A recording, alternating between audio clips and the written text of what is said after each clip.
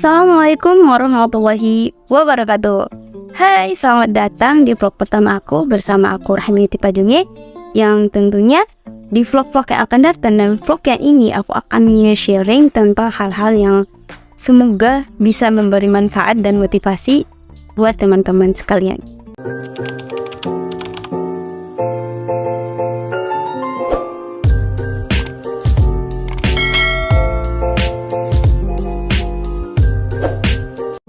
Yang pertama yang akan aku bahas adalah mengapa kita sulit untuk memulai sesuatu. Kira-kira apa ya alasan seseorang, hambatan seseorang ketika dia ingin memulai satu hal? Yang pertama, faktor insecurity. Mengapa faktor insecurity aku letakkan pada opsi pertama? Ya tentunya karena banyak orang yang ingin memulai sesuatu dan dia tahu dia hebat dalam bidang itu, tapi memilih untuk mundur hanya karena tidak adanya kepercayaan diri. Entah itu dari segi fisik ataupun melihat kehebatan orang lain. Jadi kira-kira gimana solusinya? Henry Manampiring dalam bukunya The Alpha Gear Guide, dia mengatakan, jika kamu tidak terlahir cantik, itu nasib.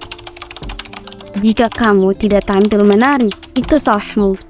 Perempuan yang terlihat cantik belum tentu bisa tampil menarik. Tetapi perempuan yang tampil menarik tidak perlu terlahir cantik. Dan ini berlaku untuk para lelaki juga. So guys, jadi di sini standar role model seseorang bukan dilihat dari fisiknya, tetapi dari capitalization IQ-nya sendiri. And then kita jangan terlalu fokus pada kehebatan orang lain. Dengan kita sudah melangkah maju untuk memulai sesuatu hal, itu sudah terhitung hebat. Jadi standar kehebatan itu bukan dari segi kuantitas, bukan seberapa besar IP kamu atau seberapa banyak ranking kamu dalam suatu bidang prestasi. Tetapi ketika kamu sudah berani memulai sesuatu, kamu sudah terhitung orang yang hebat. Dan satu hal yang perlu kita ketahui, ketika kita melihat kehebatan pada orang lain, tanpa kita sadar, ada orang lain yang melihat kehebatan pada diri kita. So, love yourself, yakin dan percaya, kamu pasti bisa. Kedua yaitu, takut menghadapi kegagalan. Opsi yang kedua ini sangat berkorelasi dengan opsi yang pertama. Ya, karena ketakutan akan kegagalan itu lahir karena ketidakadanya kepercayaan diri. Tapi banyak orang yang sudah berani memulai, namun kefokusannya teralihkan oleh tujuannya sendiri. Dia sudah memasang satu mindset.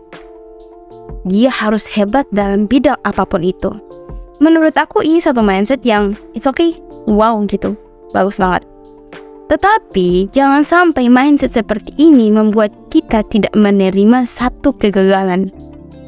Sehingga ketika ia gagal, dia langsung menjustifikasi dirinya sendiri bahwa dia tidak hebat dalam bidang ini.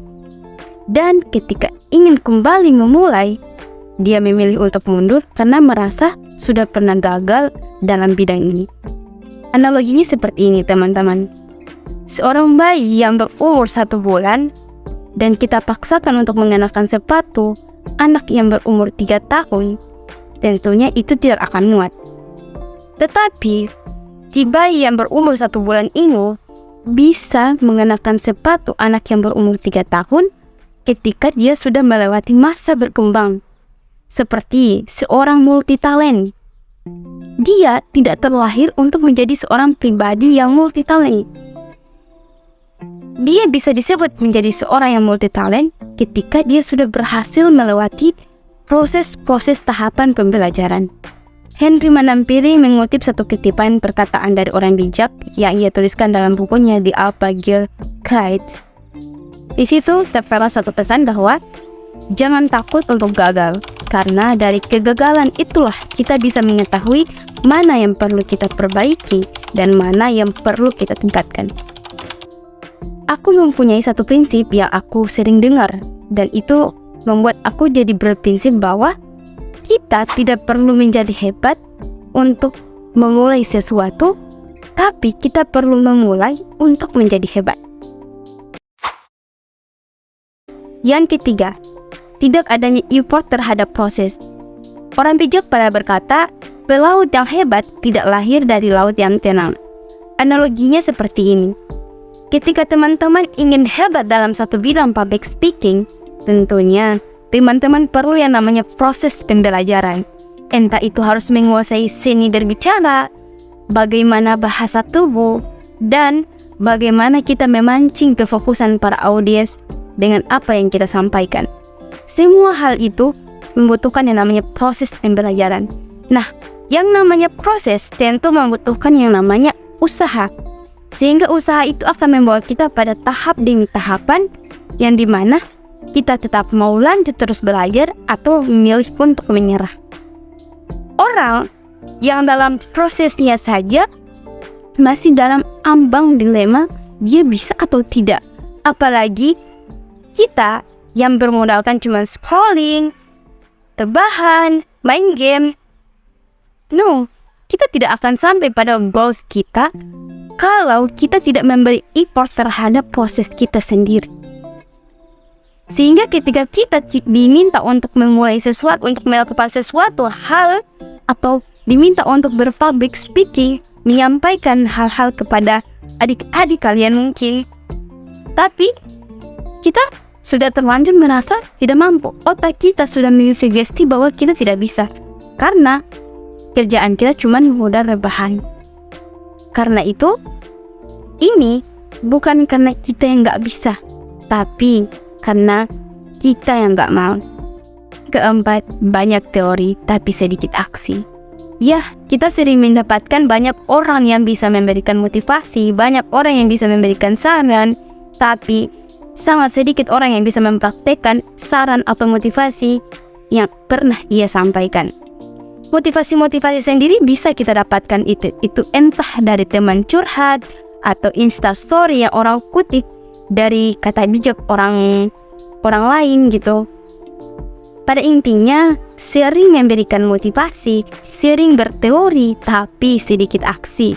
Sehingga ketika dia ingin mempunyai satu skill, ketika dia ingin mengembangkan satu skill, dia tidak punya. Ya, karena cuma kehabisan dimotivasi. Tapi effort untuk melakukan apa yang dia sampaikan itu tidak berani. Jadi, ketika kita ingin memberi motivasi kepada orang-orang, maka mulailah motivasi itu pada diri kita sendiri. Bagaimana kita bisa menjadi role model seseorang, sementara kita cuma kebanyakan berbicara, kita kebanyakan memberi saran, kita kebanyakan memberi motivasi, tapi aksi praktek terhadap diri sendiri tidak punya. Jangan sampai teman-teman termakan dengan faktor-faktor kegagalan, faktor-faktor 3 hal yang tadi aku sampaikan. Baik, itulah 4 alasan mengapa seseorang sangat sulit memulai sesuatu. Kesimpulannya, beranilah keluar dari zona nyamanmu. Jangan biarkan zona nyaman itu menghancurkan tujuanmu. Semoga apa yang saya sampaikan bisa bermanfaat dan bisa dipraktikkan dalam kehidupan sehari-hari. Pepatah Arab pernah berkata, "Unzur mangkola, wala tanzur mangkola." Jangan lihat siapa yang berbicara, tapi lihatlah apa yang dibicarakan. Sebelumnya saya mengucapkan selamat menunaikan ibadah puasa, dan saya Rahmiati Pajungi pamit undur diri. Sekian, wassalamualaikum warahmatullahi wabarakatuh.